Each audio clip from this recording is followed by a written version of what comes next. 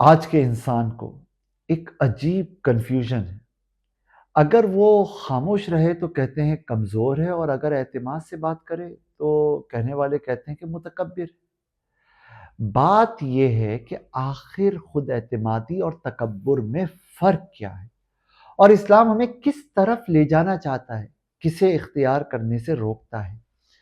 ایسا سمجھنا انتہائی ضروری ہے تاکہ ہم نہ خود کو اعتماد جیسی نعمت سے محروم کریں اور نہ ہی تکبر جیسی آفت میں مبتلا ہوں۔ یہ صرف اخلاق سے نہیں بلکہ ایمان سے بھی تعلق رکھتا ہے، کیونکہ خود اعتمادی انسان کے مقام کو بلند کرتی ہے اور تکبر انتہائی پستی میں گرا دیتا ہے۔ لہٰذا یہ بات سمجھ لیں کہ اسلام ہمیں نہ تو خود کو حقیر سمجھنے کی اجازت دیتا ہے اور نہ ہی دوسروں کو خود سے کمتر قرار دینے کی۔ سورہ آل عمران میں ارشاد ہوا وَلَا تَهِنُوا وَلَا تَحْزَنُوا وَأَنْتُمُ الْأَعْلَوْنَ إِن كُنتُم مُؤْمِنِينَ۔ کمزور نہ پڑو، غمگین نہ ہو، اگر تم ایمان والے ہو تو تم ہی اعلیٰ ہو۔ یہ آیت ہمیں اعتماد اور حوصلہ فراہم کرتی ہے، لیکن غرور اور تکبر نہیں۔ خود اعتمادی یعنی سیلف کانفیڈنس آخر ہے کیا؟ دیکھیں، اسلامی خود اعتمادی یہ ہے کہ انسان جانتا اور مانتا ہو کہ وہ اللہ کا عاجز بنتا ہے، اپنی صلاحیت کو وہ اللہ کی نعمت سمجھتا ہو اور کامیابی کو اللہ کی توفیق مانتا ہو۔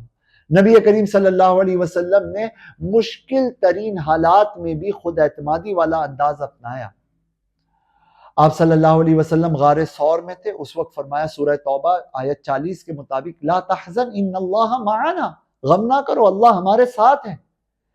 اس کے مقابلے میں تکبر یعنی ایروگینس، ہمارے نبی صلی اللہ علیہ وسلم فرماتے ہیں الکبر بطر الحق وغمط الناس، کہ تکبر حق کو ٹھکرا دینا ہے اور لوگوں کو حقیر سمجھنا ہے۔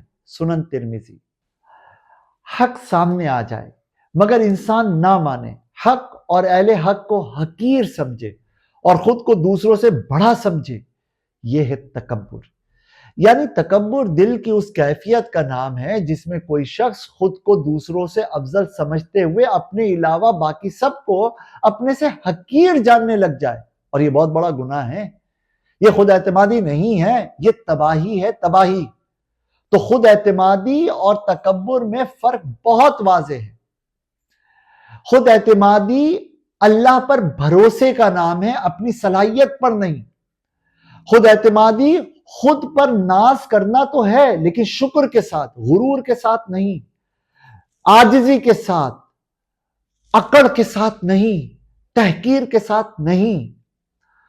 خود اعتماد انسان کہتا ہے یہ جو بھی میرا فضل اور کمال ہے نا، یہ اللہ کی عطا ہے، جبکہ متکبر کہتا ہے یہ جتنے بھی فضائل اور کمالات ہیں نا، یہ میرے کمال ہیں، میرے کمال۔ دیکھیں، ایک صاحب علم ہے، چاہے وہ دینی علم والا ہو چاہے دنیاوی، اگر وہ یہ کہے کہ میرے پاس جو علم اور مہارت ہے نا، یہ خدا کی عطا کرتا ہے، اور اپنے علم کو پورے وثوق سے وہ استعمال کرتا ہو نا، لیکن ساتھ ہی یہ مزاج رکھتا ہو کہ اپنے آپ کو اب بھی وہ طالب علم سمجھتا ہو، تو یہ اس کی خود اعتمادی ہے۔ لیکن اگر وہ یہ کہنے لگ جائے کہ دوسروں کو تمہیں کیا آتا ہے، تم تو بڑے جاہل، ارے اس کے تو معلوم ہی نہیں ہے کچھ، میں جانتا ہوں سب کچھ، تو یہ تکبر ہے۔ ہمارے نبی صلی اللہ علیہ وسلم تمام انسانوں سے سب سے افضل تھے، مگر آپ میں تواضع تھی۔ آج دنیا میں دھوکے میں مبتلا کرتی ہے کہ خود کو سب سے بلند و بالا رکھو، جبکہ اسلام ہمیں کہتا ہے کہ خود کو اس طرح بلند و بالا رکھو کہ خدا کے آگے اپنے آپ کو جھکائے رکھو۔ بس فرق صرف اتنا ہے، مگر انجام اور نتیجہ زمین و آسمان کے فرق کے ساتھ ہے۔ اب تکبر سے بچتے ہوئے میں اور آپ اعتماد کیسے حاصل کریں؟ ہر کامیابی کے بعد الحمدللہ کہیں، ہر صلاحیت کو امانت سمجھیں، تنقید سننے کی ہمت رکھیں، اپنے سے کمزور کو عزت دینا سیکھیں، اللہ کے سامنے اپنی کمزوریوں کو تسلیم کریں۔ بس ان چیزوں کو اختیار کریں، اللہ اعتماد کی نعمت پیدا فرما دے گا اور اس میں اضافہ بھی فرما دے گا، اور تکبر جیسی تباہی سے حفاظت بھی فرمائے گا۔ میرے بھائیوں، میری بہنوں، خود اعتمادی وہ چراغ ہے جو انسان کو روشن کرتا ہے، اور تکبر وہ آگ ہے جو سب کچھ جلا دیتی ہے۔ جو اللہ کے سامنے خود کو جھکا دیتا ہے نا، اصل میں وہی بلند ہوتا ہے۔